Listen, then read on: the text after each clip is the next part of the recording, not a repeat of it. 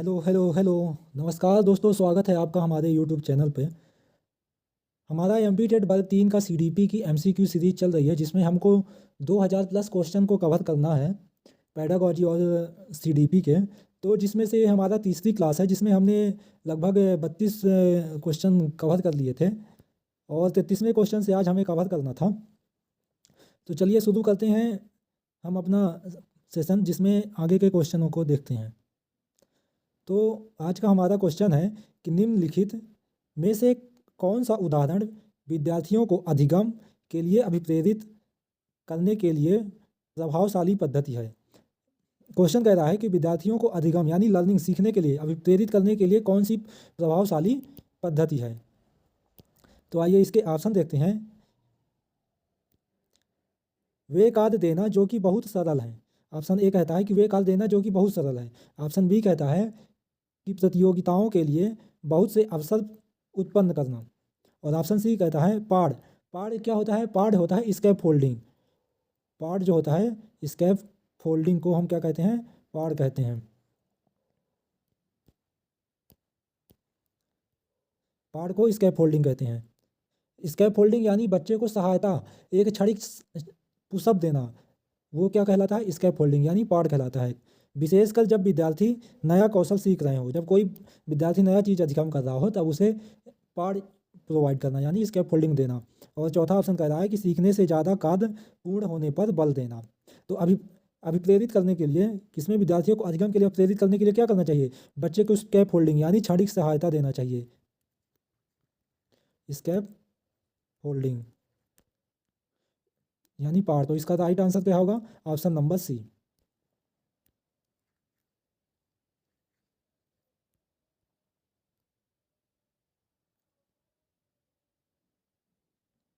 फिर हमारा दूसरा क्वेश्चन है कि अभिप्रेरक है। अभिप्रेरक क्या है? ऑप्शन ए कहता है व्यवहार की आंतरिक स्रोत है। क्या जो अभिप्रेरक है, अभिप्रेरक यानी स्टिमुलेशन, मोटिवेशन, तो ये व्यवहार का आंतरिक स्रोत है।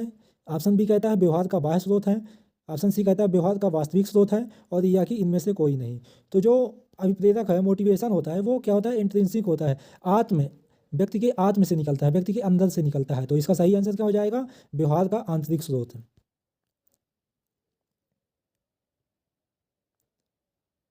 फिर हमारा 35वां क्वेश्चन है कि प्रतिभाशाली शिक्षार्थी हैं। प्रतिभाशाली शिक्षार्थी क्या हैं? तो एक अभिसारी चिंतक, अपसारी चिंतक, बहिर्मुखी चिंतक, बहुत परिश्रमी। जो प्रतिभाशाली स्टूडेंट होते हैं वो कैसे होते हैं? अब यहाँ पे समझ लेते हैं कि अभिसारी चिंतक क्या होता है। अभिसारी चिंतक को क्या बोलते हैं? Convergent thinking.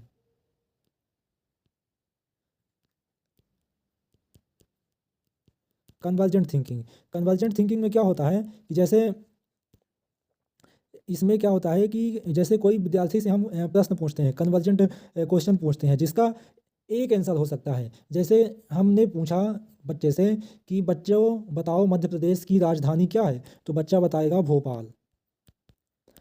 इसमें केवल एक आंसर होगा। जबलपुर तो नहीं हो सकता, इंदौर तो नहीं हो सकता, इसलिए ये भी ऑप्शन नहीं होगा। अभिसारी चिंतक यानी कन्वर्जेंट थिंकिंग का एक और एग्जाम्पल हम समझते हैं कि जैसे कन्वर्जेंट जो थिंकिंग होता है, उसमें केवल एक आंसर में बच्चा जो है तो चिंतन करेगा, केवल एक ऑप्शन, एक आंसर के लिए चिंतन करेगा। फिर है अपसारी चिंतन। अपसारी को क्या कहते हैं? Divergent. Divergent thinking. Divergent thinking, divergent thinking में क्या होता है कि जो बच्चा रहता है वो एक से अधिक प्रश्न के उत्तर यानी जवाब को खोज करने के लिए थिंकिंग करता है, थॉट डेवलप करता है। इसका एग्जांपल समझते हैं। जैसे हमने पूछा कि बच्चों सतना से या भोपाल, या कोई भी एग्जांपल और ले सकते हैं कि रीवा से कहाँ भोपाल जाने के लिए कौन कौन से रास्ते हो जाएंगे। या बच्चे से हम पूछ सकते हैं कि बच्चा ये बताओ कि तुम्हारे घर से स्कूल जाने के कौन कौन से रास्ते हो सकते हैं। तो बच्चा अलग अलग प्रकार के रास्तों से गया होगा, कभी हाईवे से, कभी कॉलोनी के बीच से, तो वो बच्चा बताएगा। तो ये क्या हो जाता है? अपसारी चिंतक। और बहुत बहिर्मुखी चिंतक क्या होता है? बहिर्मुखी को कहते हैं एक्सट्रोवर्ट, जिसमें बच्चा के अंदर क्या रहता है? बहुत सारे थॉट्स उसके दिमाग में, माइंड में मानसिक रूप से डेवलप होते हैं। कन्वर्जेंट भी रहता है और डाइवर्जेंट भी रहता है इसमें। तो इसको क्या कहते हैं? एक्सट्रोवर्ट। तो इसका सही आंसर क्या होगा? एक्सट्रोवर्ट, यानी बहिर्मुखी थिंकिंग। बहिर्मुखी को इंग्लिश में क्या कहते हैं? एक्सट्रोवर्ट। Extrovert, extrovert.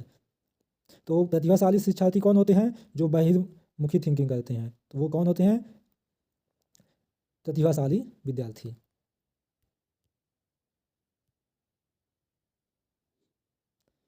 फिर हमारा 36वां क्वेश्चन है कि वह प्रक्रिया जिसके द्वारा बच्चे आदतों, कौशलों, मूल्यों तथा अभिप्रेरणा को विकसित करते हैं और जो उन्हें समाज का जिम्मेदार एवं क्रियाशील सदस्य बनाती है, उसे क्या कहा जाता है?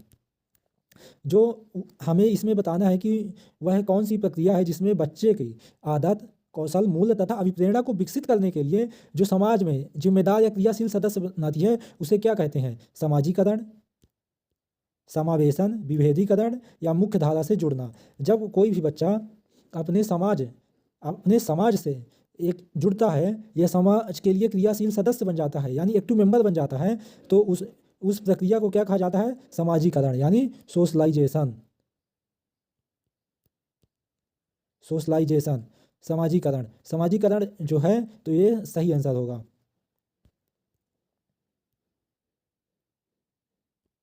फिर हमारा 37वां क्वेश्चन कि अभिप्रेरणा का चालक सिद्धांत किसके द्वारा दिया गया?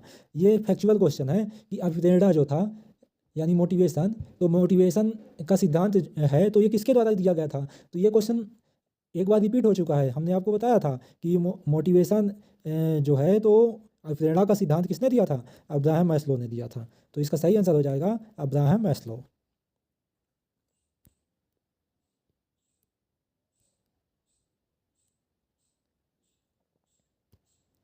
फिर है 38वां क्वेश्चन कि निम्नलिखित में से कौन सा जन्मजात अभिप्रेरक का उदाहरण है?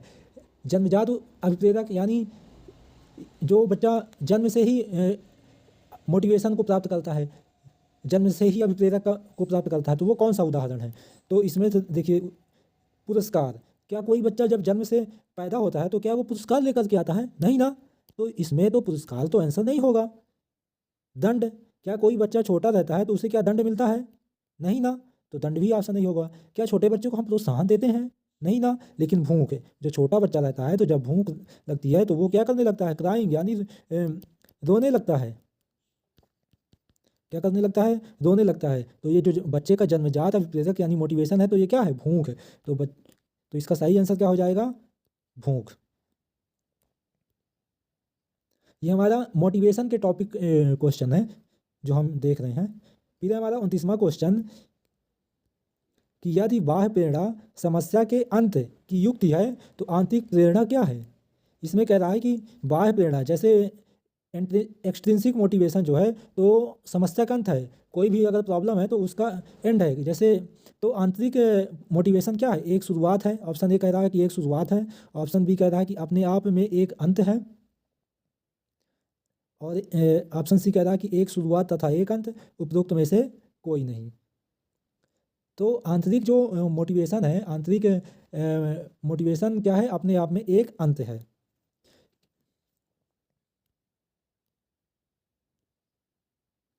फिर हमारा नेक्स्ट क्वेश्चन 40वां कि मैस्लो के सिद्धांत के अनुसार आवश्यकता का क्रम है। इसमें आपको बताना है कि अब्राहम मैस्लो जी ने जो थे, तो इन्होंने काय का सिद्धांत दिया था? मोटिवेशन का सिद्धांत। किसका सिद्धांत? अभिप्रेरणा यानी अभिप्रेरणा यानी मोटिवेशन का सिद्धांत दिया था। तो इसका जो क्रम था, तो ये क्रम कैसे है, इसमें हमें क्रम को इसमें बताना है। तो अब्राहम मैस्लो का जो कौन सा पहला नंबर क्रम था, तो वो कौन सा था? शारीरिक। तो ये पहला हो जाएगा। दूसरे नंबर में उन्होंने क्या बताया था? सुरक्षा। तो ये भी सही है। तीसरे में क्या बताया था? प्रेम और अपनत्व का सिद्धांत। चौथे में क्या बताया था? आत्मसम्मान का सिद्धांत। और पांचवा क्या था? आत्मसिद्धि।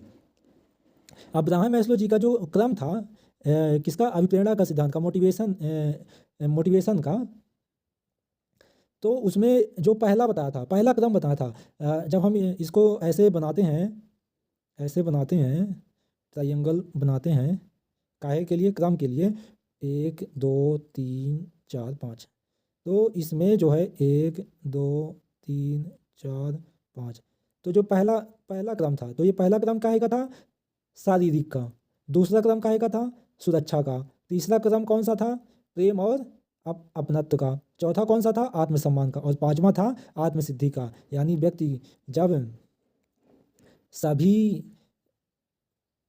अपने ज़रूरत, अपने शारीरिक और अपने जो सुरक्षा, आत्मसम्मान सबकी प्राप्ति कर लेता है, उसके बाद व्यक्ति क्या करता है? आत्मसिद्धि। यानी जो बड़े बड़े साधु संत महात्मा आचार्य लोग रहते हैं, वो आत्मसिद्धि करते हैं। काहे के लिए? मोक्ष प्राप्त करने के लिए। तो ये अब्राहम मैस्लो के सिद्धांत का कौन सा चरण था? पांचवा चरण था। पहला चरण कौन सा था? शारीरिक। दूसरा सुरक्षा। तीसरा प्रेम और अपनत्व। चौथा आत्मसम्मान। और पांचवा आत्मसिद्धि। तो ये क्या था? अब्राहम मैस्लो के सिद्धांत के चरण। तो इसका जो सही आंसर होगा वो कौन सा होगा? मैकडूगल। मैकडूगल जी जो थे, तो मूल प्रवृत्ति के 14 प्रकार में वर्गीकृत किया था।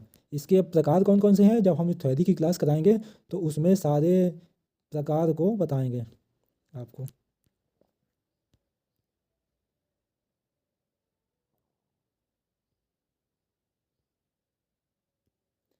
फिर है हमारा 42वां क्वेश्चन कि अभिप्रेरणा के मूल प्रवृत्ति सिद्धांत के प्रतिपादक कौन थे? अभिप्रेरणा यानी मोटिवेशन के मूल प्रवृत्ति के सिद्धांत के प्रतिपादक कौन थे? तो ये भी एक फैक्चुअल क्वेश्चन है। मूल प्रवृत्ति क्या होता है? इंट्रिंसिक मोटिवेशन, जो इंस्टिंक्टिव मोटिवेशन है, इंट्रिंसिक मोटिवेशन, तो उसके जो प्रतिपादक थे कौन थे? तो वो थे मैकडूगल। कौन थे? मैकडूगल जी थे।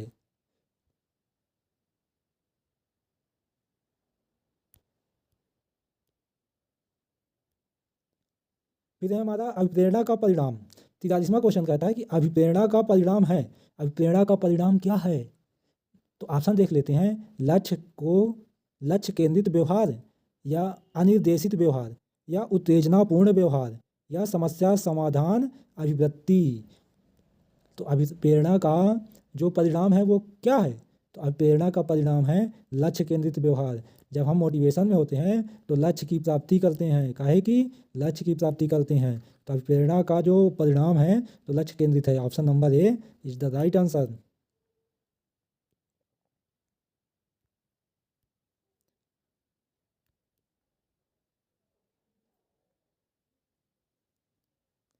फिर हमारा 44वां क्वेश्चन कि कौन सा अभिप्रेरणा का घटक नहीं है?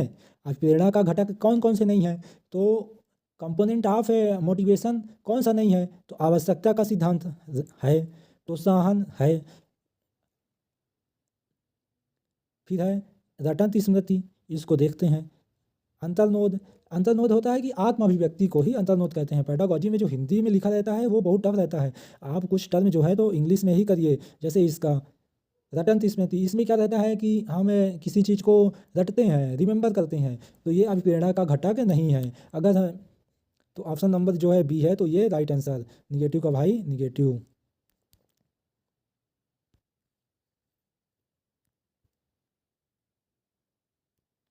फिर हमारा 45वां क्वेश्चन है कि मैस्लो का सिद्धांत किस पर आधारित है? जो मैस्लो का सिद्धांत है किस पर आधारित है? तो अब्राहम मैस्लो ने काहे का सिद्धांत दिया था? आवश्यकता का दिया था, भावनाओं पर दिया था, इच्छाओं पर दिया था, या कार्यों पर दिया था? तो अब्राहम मैस्लो का सिद्धांत किस पर आधारित है? हमने आपको पहले भी बताया है कि अब्राहम मैस्लो ने आवश्यकता का सिद्धांत दिया था। अब्राहम मैस्लो का जो पहला चरण है मोटिवेशन का, तो वो काहे का है? आवश्यकता के सिद्धांत का ही है। तो अब्राहम मैस्लो, इसका सही आंसर क्या हो जाएगा? आवश्यकता का सिद्धांत है। मैस्लो का सिद्धांत जो है इस पर आधारित है, आवश्यकताओं पर।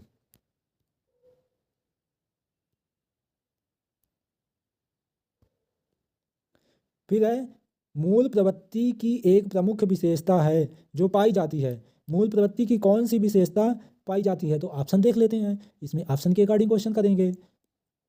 केवल मनुष्यों में, केवल कुत्ते बिल्लियों में, सभी प्राणियों में, यह जन्मजात और प्राकृतिक होती है, या केवल कलाकारों में? तो इसका हम आपको एक ट्रिक बताएं। अगर जिसमें केवल आंसर रहे ऑप्शन केवल से शुरू हो, उस वो हमेशा निगेटिव होता है, उसे हमें नहीं चूज करना। जिसमें सभी का ऑप्शन रहे उसे चूज करना है। तो इसका सही आंसर क्या हो जाएगा? सभी प्राणियों में, तथा यह जन्मजात व प्राकृतिक होती है। जो मूल प्रवृत्ति है, इंट्रिंसिक है, तो वो किसमें होती है? सभी प्राणियों में। यह जन्मजात प्रकृति होती है।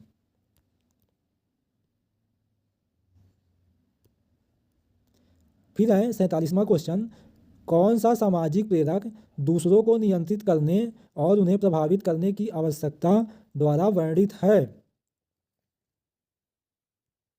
तो ऑप्शन नंबर ए क्या है? शक्ति है, बी उपलब्धि है, सी संबंधन है, डी उद्देश्य है।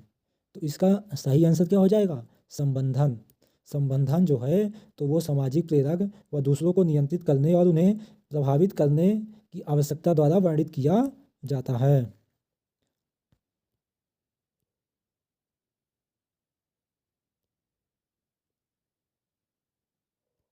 फिर हमारा 48वां क्वेश्चन कि आवश्यकता का पदानुक्रम सिद्धांत द्वारा प्रतिपादित किया गया था।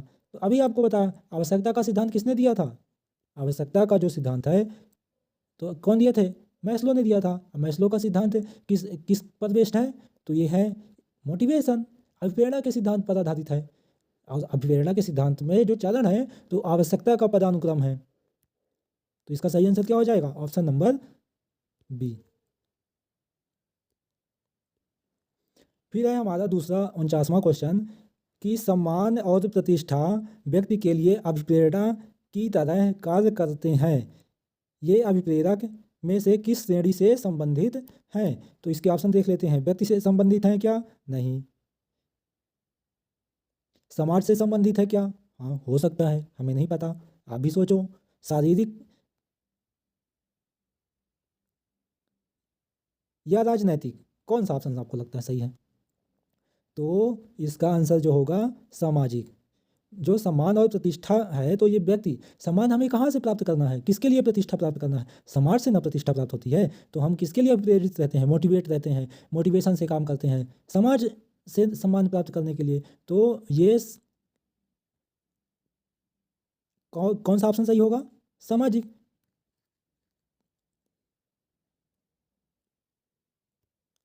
फिर आज का हमारा 50वां क्वेश्चन कि प्रगतिशील परिवारों में बच्चों में अपेक्षाकृत कौन सा प्रेरक अधिक प्रबल होता है? जो प्रगतिशील परिवार होते हैं तो उनके बच्चों उन बच्चों में अपेक्षाकृत कौन सा प्रेरक अधिक प्रबल होता है, यानी ज़्यादा स्ट्रांग होता है? तो कौन कौन सा ऑप्शन है इसमें? क्या संबंधन होता है, क्या जिज्ञासा होता है, क्या उपलब्धि होता है, क्या आक्रामकता होता है? क्या प्रगतिशील जो परिवार के बच्चे आक्रामक होते हैं? क्या जिज्ञासु होते हैं? क्या संबंधन होते हैं? तो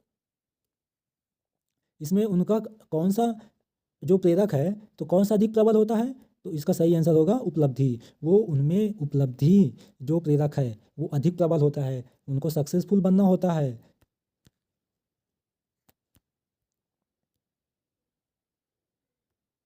फिर है हमारा 51वां क्वेश्चन कि अध्यापक की प्रभावशीलता निर्भर करती है इस बात पर कि वह, ऑप्शन देखते हैं। जो अध्यापक की प्रभावशीलता है, जो टीचर रहता है, वो कितना बच्चों को प्रभावित करता है या किस पर निर्भर करता है? तो ऑप्शन देख लेते हैं। छात्रों को कितना संतोष देता है, इस पर क्या निर्भर रहती है? कि छात्रों को कितना मनोरंजन करता है, इस पर निर्भर रहता है? छात्रों को कितना अनुशासित रखता है, कि छात्रों को मानसिक रूप से कितना सक्रिय करता है?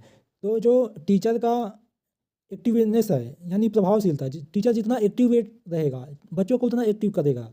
तो जो इसमें और उस प्रभावशीलता की बात आती है जब, तो बच्चों को वह किस प्रकार से, वह किस रूप से, वह कितना मानसिक रूप से सक्रिय बनाता है, तो ये टीचर की प्रभावशीलता पर निर्भर करती है। तो इसका सही आंसर क्या हो जाएगा? Option number D. बच्चों को, छोटे बच्चों को ज़्यादा अनुशासित नहीं करना चाहिए, उनको स्वयं के विचार, स्वयं के अनुसार कार्य करने देना चाहिए। छात्रों को कितना मनोरंजन करता है, टीचर का काम मनोरंजन करना नहीं है, टीचर का काम है बच्चों को फैसिलिटेटर का काम देना। और बच्चों को कितना संतोष करता है ये भी ऑप्शन नहीं होगा। तो इसका सही आंसर क्या होगा? Option number D.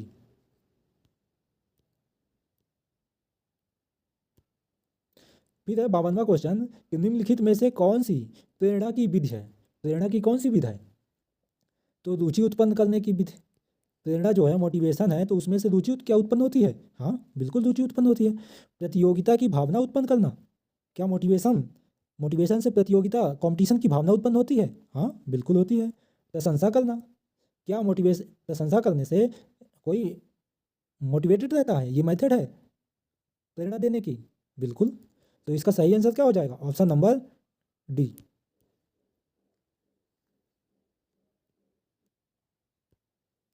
फिर है हमारा क्वेश्चन कि उपलब्धि अभिप्रेरणा है। उपलब्धि जो अभिप्रेरणा है तो वो क्या है? तो इसके ऑप्शन देख लेते हैं कि सफलता व असफलता को समान रूप से स्वीकारने की तत्परता, क्या ये है उपलब्धि की अभिप्रेरणा? फिर ऑप्शन नंबर बी क्या कहता है? बिना विचारे जल्दबाजी में कार्य करने की प्रवृत्ति, क्या यह है उपलब्धि की अभिप्रेरणा? या चुनौतीपूर्ण कार्य करने में डटे रहने की अभिवृत्ति? असफल ऑप्शन डी कहता है कि असफलता से बचने की प्रवृत्ति। तो इसका सही आंसर क्या होगा? आप भी बताओ कुछ। तो उपलब्धि की जो अभिप्रेरणा है तो ये क्या है इसमें कि जो चुनौतीपूर्ण कार्य है, जो क्रिटिकल प्रॉब्लम है, तो उसमें कार्य उसको सॉल्व करने, उसे पूरा करने में डटे रहने की अभिवृत्ति ही क्या है? उपलब्धि की अभिप्रेरणा है कि जब तक कोई कार्य पूरा ना हो जाए तब तक हमें उसे नहीं छोड़ना, भले वह कितना भी कठिन रहे। फिर हमारा 54वां क्वेश्चन, प्रेरणा सीखने के लिए सर्वश्रेष्ठ है, यह किसने कहा? ये एक फैक्चुअल क्वेश्चन है, इसे आपको याद करना पड़ेगा। इस तरह के प्रश्नों को सॉल्व करने के लिए आपको हर एक मनोवैज्ञानिक की थ्योरी और उनके बारे में पढ़ना पड़ेगा। तो जो प्रेरणा सीखने के लिए सर्वश्रेष्ठ है, ये किसने कहा था? क्या वाटसन ने कहा था? क्या स्किनर ने कहा था? क्या क्रेच एंड क्रेचफील्ड ने कहा था? क्या थॉर्नडाइक ने कहा था? किसने कहा था? तो इसका जो सही आंसर होगा तो वो होगा स्किनर। स्किनर जो मनोवैज्ञानिक थे, इन्होंने ही बताया था। क्या बताया था? प्रेरणा सीखने के लिए सर्वश्रेष्ठ है।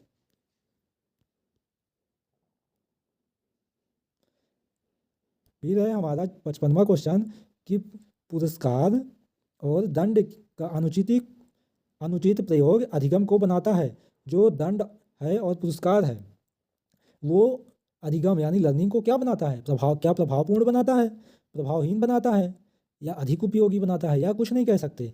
तो पुरस्कार है, दंड है, या दंड यहाँ पे निगेटिव हो जाता है, पुरस्कार पॉजिटिव हो जाता है। तो ये किसी बच्चे को जो सीखना है तो उसमें क्या कहता है कि ये प्रभावहीन बनाता है, इनइफेक्टिव बनाता है। क्या है? जैसे किसी बच्चे को हम क्या किए, पुरस्कार दे दिए, तो दूसरा बच्चा नाराज हो जाएगा या उसके मन में अलग प्रकार के विचार आएंगे। और किसी को दंड दे दिए तो उसके मन में क्या होगा? भय बन जाएगा, जिससे वह अच्छे से अधिगम नहीं कर पाएगा भय से। तो ये क्या करता है? प्रभावहीन बनाता है। तो कौन सा ऑप्शन सही होगा? Option number C. फिर है हमारा 56वां क्वेश्चन कि निम्न में से कौन अभिप्रेरणा का पक्ष नहीं है? अभिप्रेरणा यानी मोटिवेशन का पक्ष कौन सा नहीं है? आवश्यकता है, हाँ बिल्कुल है। ड्राइव ड्राइव यानी प्रेरित करना, क्या प्रेरित करना भी प्रेरणा के अंतर्गत आता है? हाँ बिल्कुल आता है। प्रोत्साहन भी, ये भी आता है। जब हम किसी को पुरस्कार देकर प्रोत्साहित करते हैं, उसका मनोबल बढ़ाते हैं, तो क्या प्रेरणा के पक्ष के अंतर्गत आता है? हाँ बिल्कुल आता है। और दबाव, किसी को प्रेशराइज करना, ये मोटिवेशन का पक्ष नहीं है। ये negative motivation, negative intrinsic motivation के अंतर्गत आता है, एक्सट्रिंसिक मोटिवेशन के अंतर्गत आता है। तो इसका सही आंसर जो होगा तो क्या होगा? Option number